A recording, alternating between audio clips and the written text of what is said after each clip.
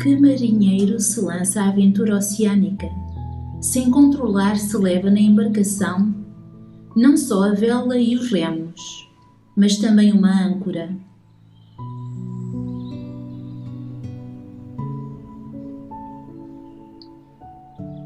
Ou que caminhante enfrenta a sua jornada, sem prever tempos e lugares de pausa, que lhe garantam a possibilidade de refazer-se, sentir o conforto de um abrigo e retemperar forças para poder continuar.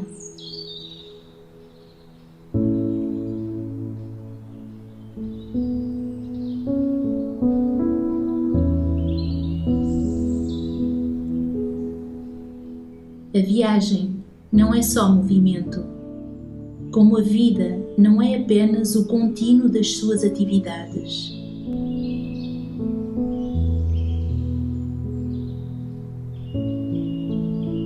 A arte de parar é uma aprendizagem indispensável à sobrevivência, mesmo se isso vem frequentemente esquecido.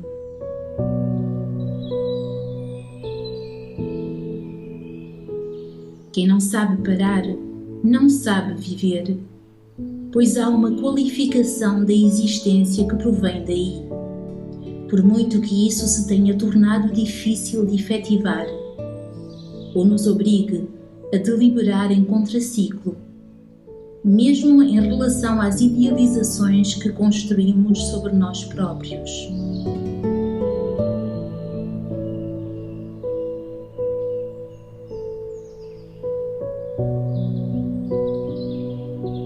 Precisamos de parar. Por carência e necessidade, por chamamento interior e por escolha, por decisão e sabedoria.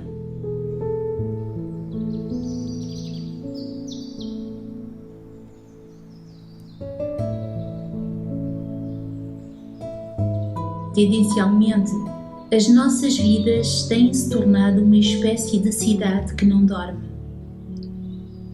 O tempo parece-nos sempre escasso, face ao programa que nos impomos. Desejaríamos que ele se desdobrasse, como que por magia, e fosse o que não é. Correndo, ofegantes, num dia a dia saturado, não deixamos de sentir-nos ainda em falta, com alguma coisa que muitas vezes não sabemos bem o que seja, mas que tem a forma de uma culpa que nos mói.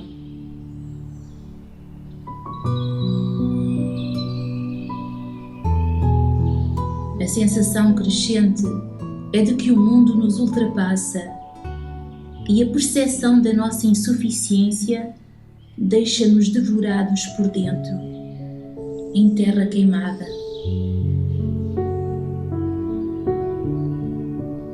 Por muito que façamos, as metas mantêm-se longínquas. Nada nunca basta. A parte mais íntima de nós sente-se permanentemente irresoluta, em dívida e em perda.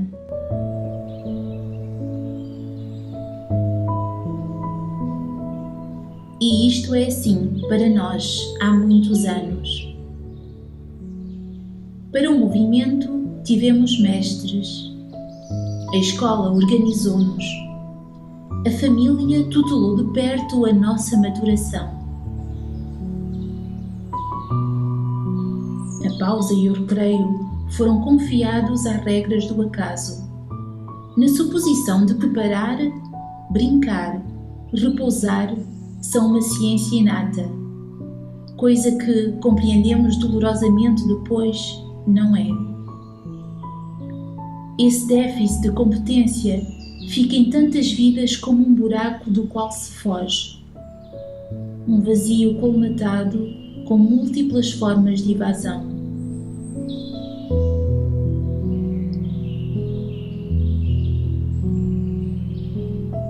Muitas vezes dizemos que não paramos porque não podemos, pois o mundo à nossa volta, o mundo que depende de nós, se bloquearia nesse instante.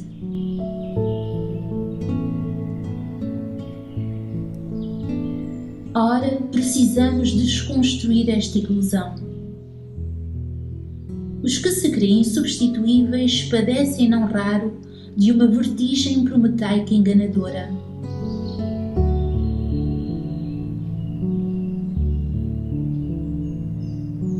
É fundamental ganharmos um distanciamento crítico em relação ao nosso contributo, valorizando mais o trabalho de autonomização dos outros do que o tecer uma rede, mais visível ou imperceptível, de dependência.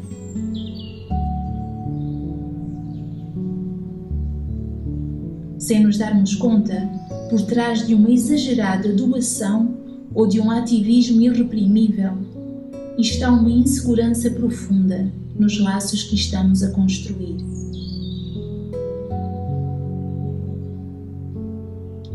Lembro-me que há uns anos, fazendo eu próprio os caminhos de Santiago, encontrei, logo no meu primeiro dia de peregrinação, uns brasileiros sentados na berma a tratar dos pés já meio desfeitos.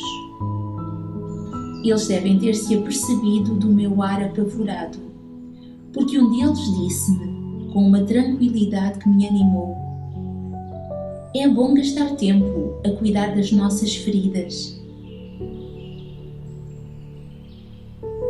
Eu ainda não tinha compreendido que essa era uma das razões principais por que estava ali, a enfrentar aqueles 100 e tal quilómetros de estrada.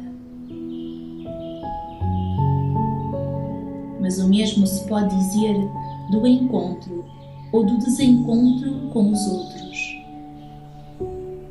Só encontramos verdadeiramente aqueles junto dos quais fundeamos a nossa âncora, empregando o tempo necessário à escuta, à atenção e à surpresa.